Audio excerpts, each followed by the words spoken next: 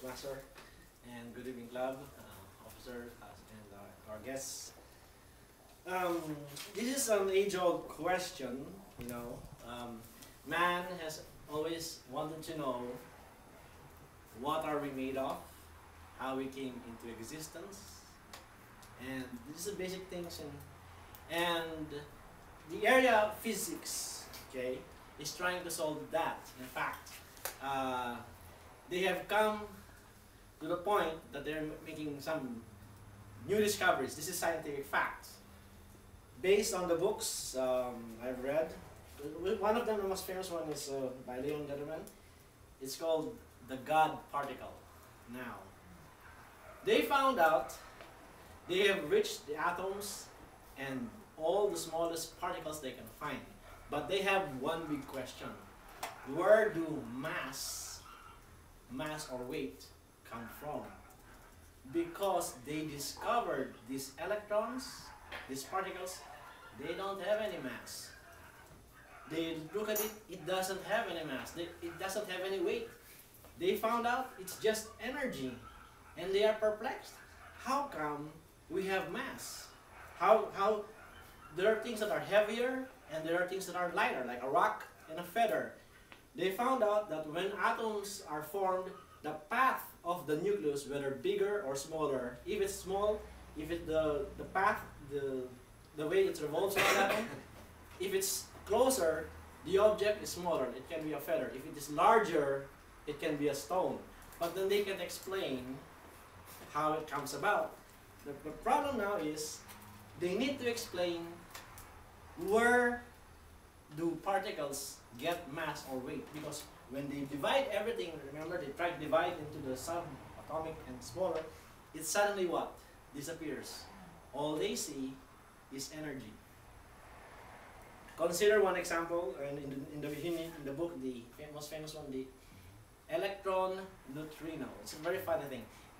The electron is like, if an electron is 1 inch, the atom is like 10 miles. So remember, an electron is so small. Electron neutrino is about maybe 1,000 of an electron. So now they can find the electron neutrino is very, very small. You know what they found?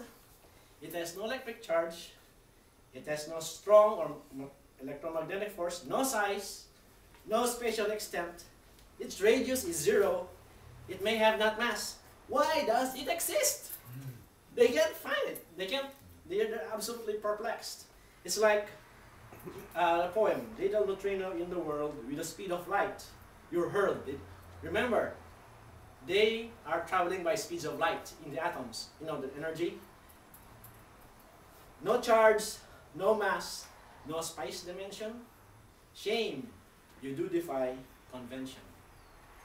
And so, if how many of you listened or watched the movie Angels and Demons?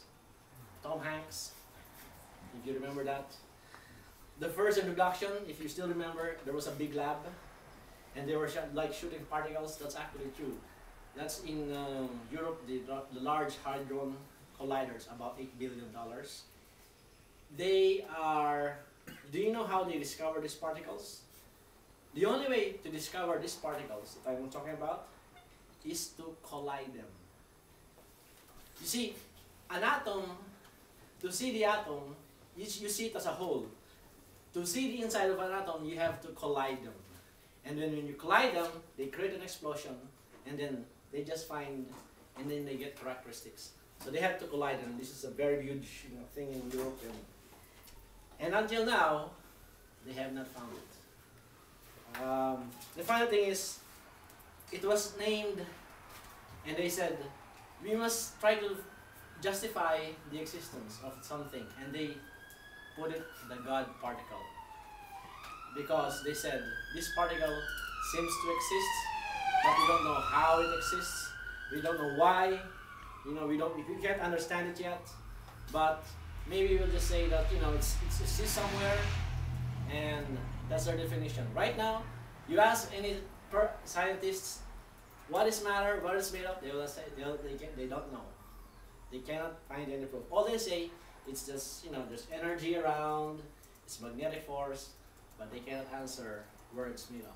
Funny thing, science is looking for the God particle. Christians know where to find God. It's in the Bible. So, see, if they find, by the way, if they find the God particle, if it exists, they can solve how matter is created. That is the question. The scientists in this world want to know how matter is created. The key is to find that God particle. If they find it, they know how matter is made. It's for 30 years now, maybe 60 years since they discovered it, or they theorized about it.